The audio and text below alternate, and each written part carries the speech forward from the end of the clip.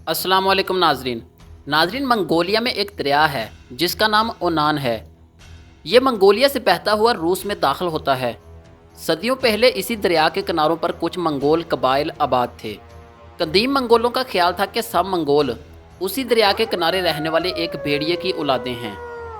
850 बरस पहले की बात है कि इसी दरियाए ओनान के किनारे पर एक मंगोल घुड़सवार अपने शकरे के साथ शिकार खेल रहा था। ये बोर्जगीन कबीले का सरदार यसूगी था। शिकार के दौरान अचानक उसकी नज़र एक छकड़े पर पड़ी। छकड़े को एक और मंगोल कबीले मरकद का एक शख्स लिए जा रहा था। यसूगी छकड़े के करीब हुआ तो उसने देखा कि छकड़े में एक 16 साल लड़की बैठी है। इसके दिल को ये लड़की ऐसी भाई कि वो इससे शादी करने के लिए बेकरार हो गया। यसूगी ने अपने 2 भाइयों के साथ मिलकर इस शख्स पर हमला का बोल दिया। मरकद कबीले का यह शख्स मुकाबले की सक्कत नहीं रखता था, सो इस लड़की को जो उसकी बीवी थी वहीं छोड़ा और भाग निकला। यह लड़की जो अब यसूगी के कब्ज़े में आ गई थी दरअसल एक और कबीले से ताल्लुक़ रखती थी और इसका नाम होलेन था। यसूगी ने इस लड़की से शादी कर ली। ये 1162 की बात है कि इसी यसूगी के यहाँ होलेन के बतन से एक बच्चे ने जन्म लिया जिसका नाम तमूजन रखा गया। तमूजन का लफ्ज़ी मायने है लोहार। जिस वक्त की ये बात है इस वक्त मंगोल कबाइल बहुत पसमानदा थे। वो खाना बदोशी की ज़िंदगी गुजारते थे, लेकिन वो शिकार में इतने माहिर थे कि घोड़े पर बैठे बैठे तीर चलाकर अपने दुश्मन तक को ढेर कर दिया करते थे। इसी तरह नन्ना तमूजन भी बचपन में ही घुड़सवारी और तीर अंदाजी में माहिर हो गया था। जब वो 9 बरस का हुआ तो उसके बाप ने इसकी मंगनी ओगरात कबीले में जाकर वहाँ की एक 10 साल लड़की बोरते से कर दी। यसोगी ने मंगनी के बाद तमूजन के होने वाले ससुर की दरख्वास्त पर उसे उन्हीं के कबीले में छोड़ दिया और ख़ुद घर लौट आया। अपने 9 उम्र बेटे की मंगनी के बाद यसोगी खुशी खुशी अपने पड़ाव की तरफ वापस लौट रहा था कि उसे रास्ते में शदीद प्यास लगी। कुछ तलाश के बाद उसे एक जगह कुछ मंगोल दावत उड़ाते नजर आए। ये तातारी कबीले के लोग थे जिनसे यसोगी की दुश्मनी चल रही थी, लेकिन इसने सोचा कि यहाँ कौन मुझे पहचानेगा, मैं चंद घूंट पानी और खाना खाकर निकल जाऊँगा। चनाचे वो इन लोगों की दावत में शामिल हो गया, क्योंकि मंगोलों में अजनबियों को भी अपनी दावतों में शरीक करने का रवाज था। लेकिन ये यसोगी की खाम ख्याली थी कि उसे कोई नहीं पहचानेगा। दावत में एक शख्स ने उसे पहचान लिया और ये बात कुछ और लोगों को भी बता दी। अब इन लोगों ने इसे हमला करके मारने की बजाय महफूज दाव खेला और इसके खाने में जहर मिला दिया। यसोगी अपनी तरफ से पुरलुत्फ दावत उड़ाकर वहाँ से निकल गया, मगर रास्ते में उसकी हालत बिगड़ने लगी। जहर अपना असर दिखाने लगा था। फिर भी वो किसी तरह घर पहुँच गया। जहर खाने के तीसरे दिन उसने अपने खेमे में आखिरी सांस लिया, लेकिन मरने से पहले अपने लोगों को बता दिया कि उसके साथ क्या वाक़या पेश आया है और कहाँ पेश आया है। यसोगी की मौत के साथ ही कबीले की सरदारी का मसला भी खड़ा हो गया। इसका छोटा सा खाना बदोश कबीला था, मगर रवायात का असीर था। वह सिर्फ उसी को सरदार मानते थे जो अपनी ताकत और सलाहियत से खुद को सरदार मनवा भी ले। सो उसके कबीले के लोग यसोगी की बीवी और छोटे बच्चों में से किसी को सरदार मानने पर तैयार नहीं थे, बल्कि वो जल्द ही इन्हें छोड़कर जाना शुरू हो गए। इस वक्त तक तमूजन भी अपने ससुर के घर से वापस आ चुका था। इसने और इसकी मां ने कबीले वालों को रोकने की कोशिश की, मगर चंद वफादारों के सिवा वो किसी को ना रोक सके।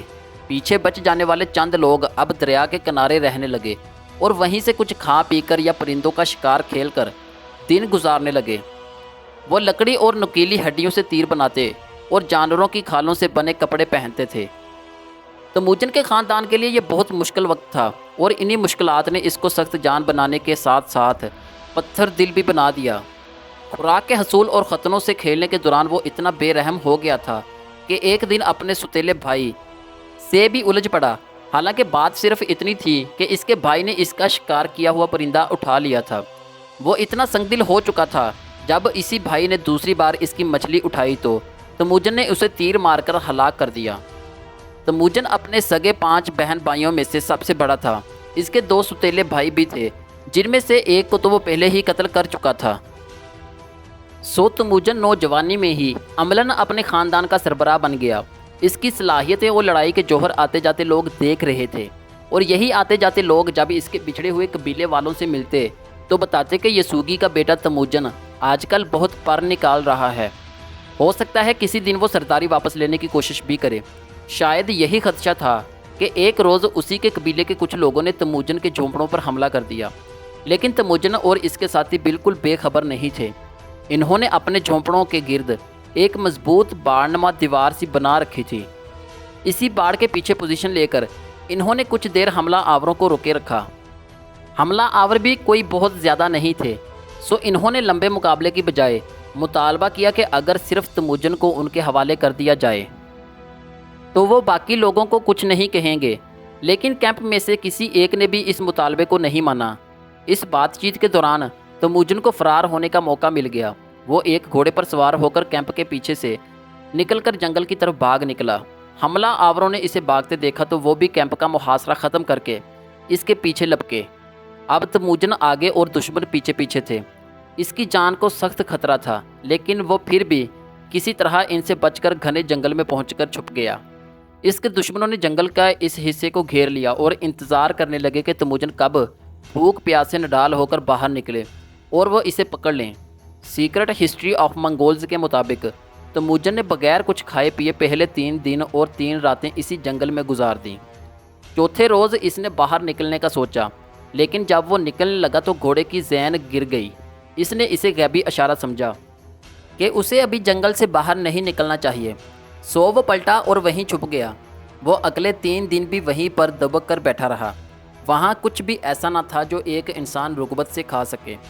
نہیں معلوم وہ وہاں کیسے پیٹ بھرتا رہا، پتے کھاتا رہا، درختوں کی چھال چباتا رہا یا شاید کچھ اور، لیکن جو بھی تھا اس دوران اس نے زندگی کی ڈور ٹوٹنے نہیں دی۔ پھر چوتھے دن وہ باہر نکلا، مگر اب کی بار پھر یہ ہوا کہ گھنے جنگل سے نکلتے ہوئے اس کے راستے میں ایک سفید چٹان گر گئی۔ تموجن پھر اسے غیبی اشارہ سمجھا اور واپس چلا گیا۔ اس نے 3 دن اور جنگل میں چھپ کر ہی گزارا کیا، لیکن اب بھوک اور پیاس اس کے بس سے باہر ہوتی جا رہی تھی۔ وہ ہر قیمت پر جنگل سے نکل جانا چاہتا تھا۔ ویسے بھی اسے خیال تھا کہ اب تک اس کے دشمن محاصرہ چھوڑ کر جا چکے ہوں گے۔ چنانچہ اس نے اپنا چاقو نکالا اور جس جگہ چٹان گرنے سے راستہ بند ہوا تھا اس کے ارد گرد کی جھاڑیاں کاٹنا شروع کر دیں۔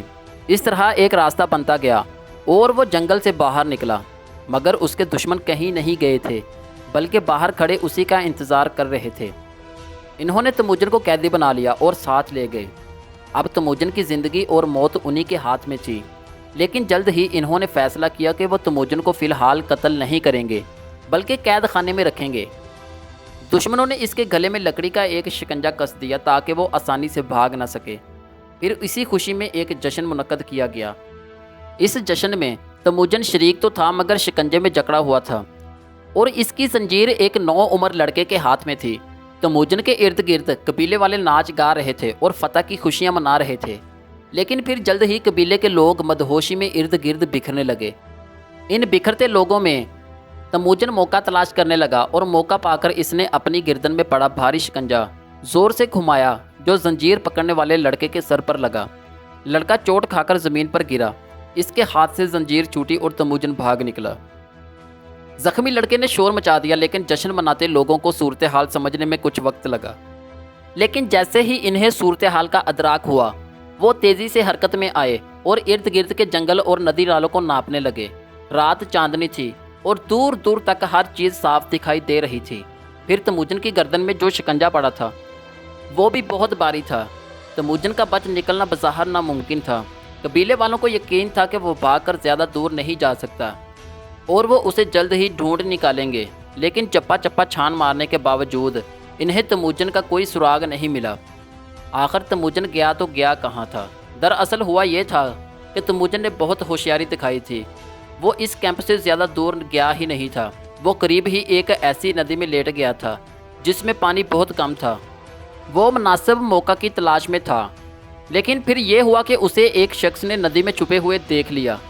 لیکن یہ تموجن کی خوش قسمتی تھی کہ یہ شخص تموجن کا خفیہ ہمدرد نکلا۔ اس نے خبر عام کرنے کی بجائے تموجن کو چپکے سے اپنے بھائیوں اور ماں کے پاس چلے جانے کا مشورہ دیا۔ یہ مشورہ دے کر وہ خاموشی کے ساتھ کسی کو بتائے بغیر اپنے خیمے میں لوٹ آیا، لیکن پھر رات کے کسی پہر اس کے خیمے میں کوئی داخل ہوا۔ یہ تموجن تھا اور اسے ایک بار پھر اپنے خفیہ ہمدرد کی مدد چاہیے تھی، کیونکہ وہ گردن میں پڑے بھاری شکنجے کے ساتھ بھاگ نہیں سکتا تھا۔ وہ شخص ایک بار پھر کام آیا۔ اس نے اور اس کے بیٹوں نے تموجن کا شکنجہ اتار کر جلا دیا، لیکن اسی دوران تموجن کو تلاش کرنے والے بھی ایک ایک جگہ کو دیکھتے ہوئے اسی طرف آ رہے تھے۔ سو ہمدرد کے گھر والوں نے تموجن کو اپنے خیمے کے پیچھے کھڑے ایک چھکڑے میں چھپا دیا جس پر اون کا ڈھیر لدا ہوا تھا۔ ڈھونڈنے والے اس اون کے ڈھیر تک بھی آن پہنچے۔ انہوں نے چھکڑے سے اون ہٹانا شروع کر دی تاکہ دیکھ سکیں کہ کہیں وہ اس میں چھپا ہوا تو نہیں ہے۔ قریب تھا کہ وہ لوگ تموجن کو ڈھونڈ نکالتے، لیکن ایسے میں اس کے ہمدرد میزبان کی ہوشیاری کام آ گئی۔ اس نے دیکھا کہ تلاشی لینے والے پسینے میں شرابور ہو رہے ہیں۔ اس نے سپاہیوں سے کہا، اتنی شدید گرمی میں جب اون کے پاس کھڑے رہنا تک مشکل ہے تو ایسے میں اس کے اندر کوئی چھپا ہو، سوال ہی پیدا نہیں ہوتا۔ سپاہی شاید پہلے ہی ڈھونڈ ڈھونڈ کر اکتائے ہوئے تھے۔ یہ جملہ ان کے لیے بہانہ بن گیا اور وہ تلاشی چھوڑ کر بالکل کہتے ہوئے جہاں سے آئے تھے اسی طرف لوٹ گئے۔ تموجن ایک بار پھر بال بچا تھا۔ ان لوگوں کے جانے کے بعد اس شخص نے تموجن کو چھکڑے سے نکالا۔ اسے سفر کے لیے ایک گھوڑی دی، ساتھ میں کھانے کے لیے گوشت، ایک کمان اور 2 تیر بھی دیے۔ ایک لمبا چکر کاٹتے ہوئے تموجن اس جگہ پہنچا جہاں اس کا خاندان تھا اور اس کے بھائیوں اور وفاداروں نے آخری بار اسے بھاگنے میں مدد کی تھی۔ لیکن وہاں اب کچھ بھی نہیں تھا۔ اس کے گھر والے مزید حملے کے خوف سے وہ جگہ چھوڑ کر کہیں اور چلے گئے تھے، لیکن تموجن باقی منگولوں کی طرح ایک ماہر کھوجی بھی تھا۔ اس نے راستے میں گھوڑوں کے ٹاپوں کے نشانات اور دوسری چیزوں سے اندازہ لگا لیا کہ اس کے ساتھی کس طرف کو گئے ہیں۔ کھوجتا جلد ہی وہ اپنوں سے آن ملا۔ اس کے بعد تموجن اپنے مختصر سے قافلے کو لے کر پہاڑوں کی طرف نکل گیا تاکہ اس کی تلاش میں نکلے دشمن اس کی اور اس کے پیاروں کی جان نہ لے سکیں۔ وہ ایک ایسی جگہ پڑاؤ کے لیے ٹھہرے جو کسی قدر محفوظ تو تھی، لیکن وہاں انہیں بھوک مٹانے کے لیے بہت سے مسائل کا سامنا تھا، یہاں تک کہ انہیں کئی بار چوہے تک کھانے پڑے۔ کئی دفعہ انہیں ڈاکوؤں کے حملے کا بھی سامنا ہوا، لیکن وہ یہ سب جھیلتے رہے اور دن گزرتے رہے۔ اب تموجن 16 برس کا ہو چکا تھا۔ اسے اپنی منگیتر کی یاد ستانے لگی، سو وہ اپنے ہونے والے سسر کے گھر جا پہنچا۔ یہاں اس نے بورتے سے شادی کی اور تحفے میں سسرالیوں نے اسے سمور کی انتہائی قیمتی پوستین دی۔ تموجن اپنی دلہن اور قیمتی پوستین کو لے کر اپنے گھر واپس آ گیا، جس کے بعد اس نے ایک نئی اور پرامن شروعات کی۔ لیکن اس کے فرشتوں کو بھی خبر نہیں تھی کہ اس کی دلہن بورتے اور سمور کی قیمتی پوستین اسے تاریخ میں ایک ناقابل فراموش موڑ کی طرف لے کر جا رہے ہیں۔ اب تموجن خانہ بدوشوں کی طرح دریا کے کنارے زندگی گزار رہا تھا۔ جنگلی جانوروں، مچھلیوں اور پھلوں پر اس کا گزارا تھا۔ لیکن پھر ایک دن اسے معلوم ہوا کہ جس جگہ اس کا پڑاؤ ہے اس کے قریب ہی منگولوں کے ایک طاقتور قبیلے کرائیت کا پڑاؤ بھی ہے۔ کرائیت قبیلے کا سردار تغرل تھا جو اونگ خان کے نام سے مشہور تھا۔ وہ اور تموجن کا باپ یسوگی گہرے دوست رہ چکے تھے، چنانچہ تموجن نے اونگ خان کے پاس جانے کا فیصلہ کیا۔ چلتے ہوئے تموجن نے سسرال سے ملی سمور کی پوستین بھی ساتھ رکھ لی۔ اونگ خان کے پاس پہنچ کر اس نے پوستین کا تحفہ پیش کیا اور اپنے باپ کی پرانی دوستی یاد کروائی۔